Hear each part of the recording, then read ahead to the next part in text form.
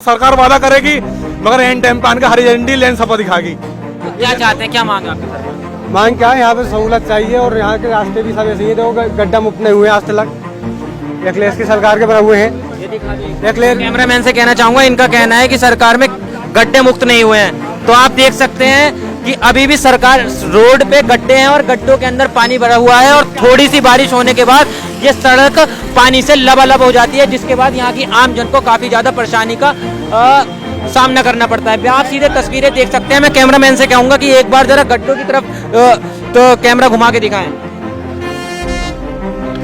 तो ये वो तस्वीरें हैं जो एक तरह से विकास की पोल खोलती हैं। और इस बीजेपी सरकार ने जितने भी वायदे करे थे, मोदी जी ने 15 लाख का वायदा करा था, 5,000 रुपए नहीं आए लोगों के खाते में। 15 लाख कहाँ गए? इन्होंने क्या था, बाहर से धन मंगाएंगे, सारा धन गायब हो गया। कहाँ गया धन? सबसे ज्यादा नौजवान हमारा आज के डेट में 2021 में सबसे ज्यादा नौजवान लड़कियां एमए करी, बीएससी करी, 12वां करी, इंटर करी, हाई स्कूल करी, नौकरी नहीं मिल रही। उनके पास तो बच्चे नहीं है ना। बताओ मुझे, अगर बच्चे होते तो उन्हें नौकरी नहीं मिलती। उनके पास तो एक भी बच्चा नहीं। दो की तो बात छोड़ दो आप। तो महंगाई देखिए बड़े भाई, यहाँ पे महंगाई है। गरीब आदमियों के लिए अगर चीनी लेने जाओ तो वो महंगी मिलती है, तेल लेने जाओ सरसों का वो 200 रुपए किलो है। कहाँ से खावे इंसान? क्या करे? सारे कारोबार बंद है। रिक्शा चलाने जाते हैं तो पुलिस मारती है डंडे से। क्या करें? किसी का चोरी करें? क्या करें बताओ? एमपी साहब को भी ज्ञापन दिया। ज्ञापन से देने का कुछ फायदा हुआ? अब तक कुछ सुनवाई हुई? कुछ भी नहीं होता, वो ज्ञापन देते हैं राज्यपाल के थ्रू तो वो वहीं डाल दिया तो जाता आप है। तो कह रहे हैं उसके बावजूद भी उत्तर प्रदेश के अंदर समाजवादी की सरकार होनी चाहिए, क्योंकि आपके विधायक समाजवादी से हैं, आपके एमपी समाजवादी से हैं। और संभल में विकास नहीं हुआ, आपका ही कहना है। मोदी जी हो क्या मायावती बहन जी हो, किसी सरकार में कोई फायदा नहीं होगा। अखिलेश यादव ने बच्चों को 35 हजार रुपए दिए और दो मोदी जी ने क्या दिए? किसी को कुछ नहीं दिया। सड़कें सबसे बढ़िया अखिलेश यादव जी की सरकार में।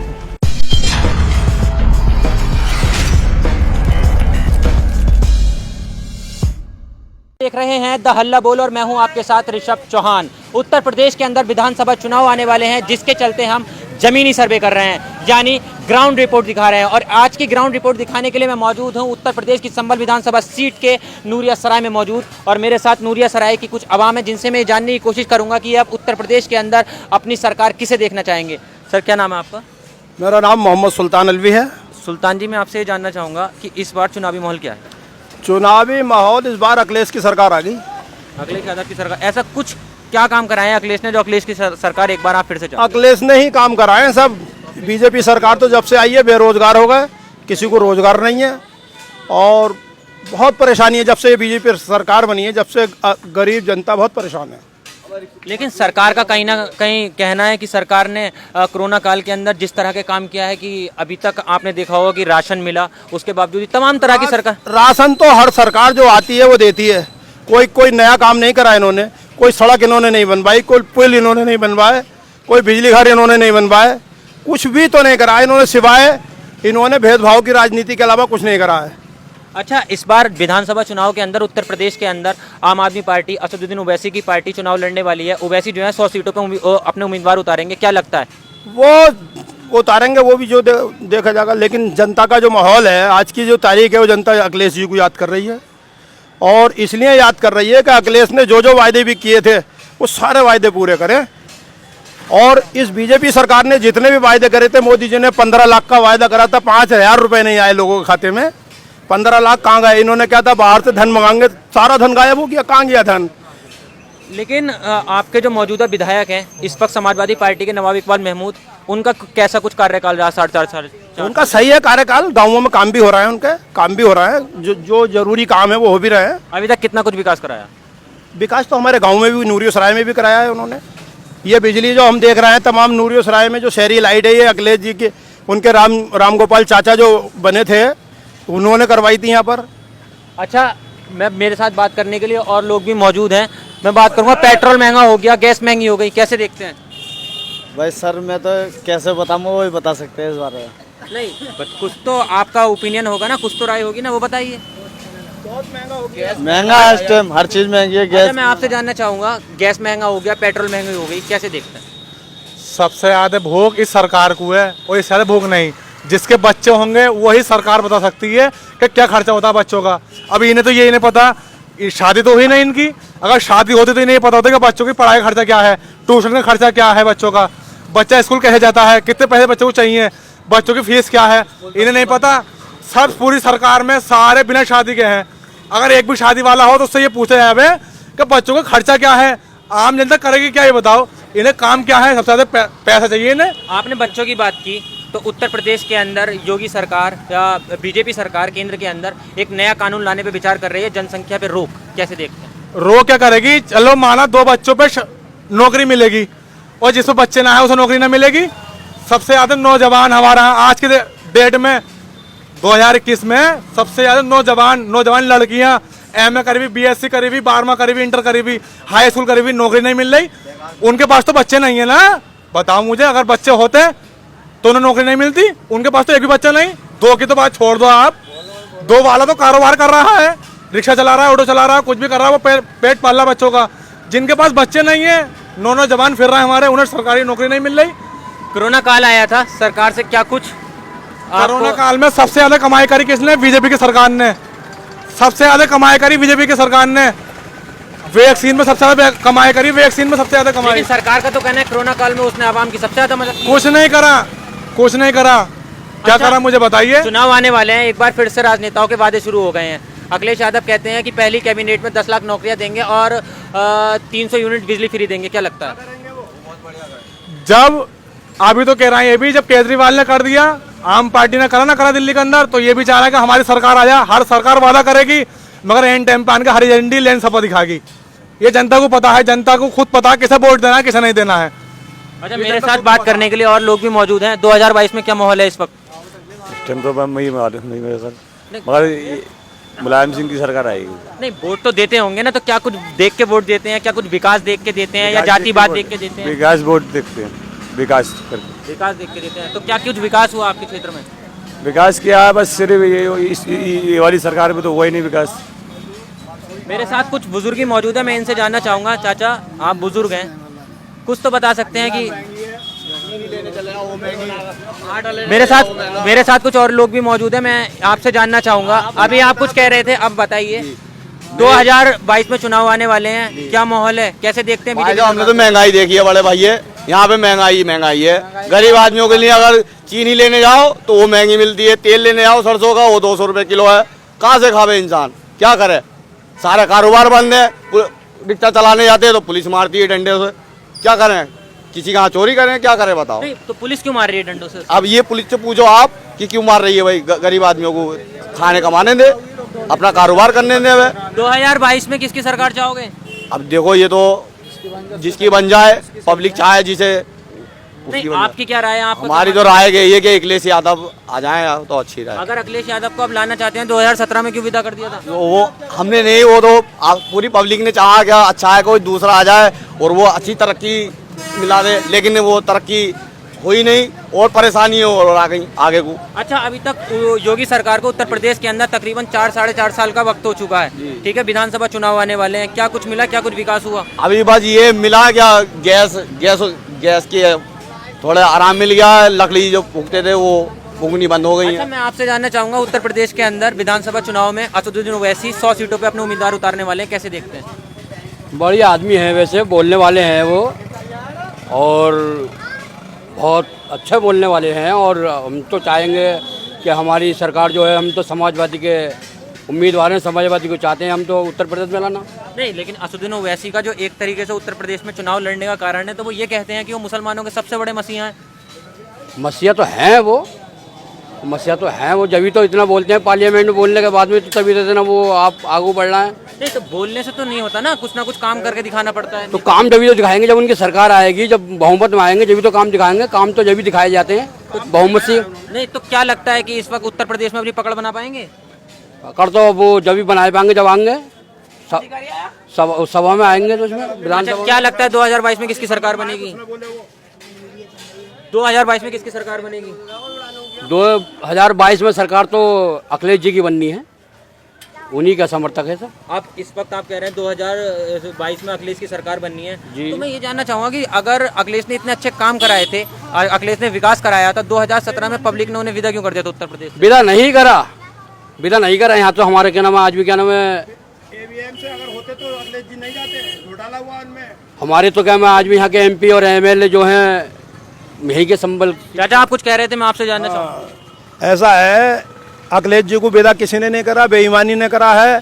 जो ईवीएम से जो ये हुआ है ना मामला, उसमें घोटाले रहे हैं। अगर क्या कहते हैं, पर्ची से चुनाव जैसे पहले होते थे ऐसे हो तो कभी जिंदगी में नहीं आ सकती बीजेपी। तो ये बात तो ना कहीं पे साबित नहीं हो पाती कि तमाम लोगों ने देखा है, हम तो टीवी पे देखते हैं, तमाम उसमें जो घोटाले रहे हैं, लोगों मशीनें तक की पकड़ी गई हैं। लेकिन सरकार का कहना है कि ये चीज साबित करके बताओ कि ईवीएम से साबित तो लोगों जो और है पार्टी के वो करके दिखा भी रहे हैं उन्हें, लेकिन मान कौन रहा है, किसी की कोई न मानिया।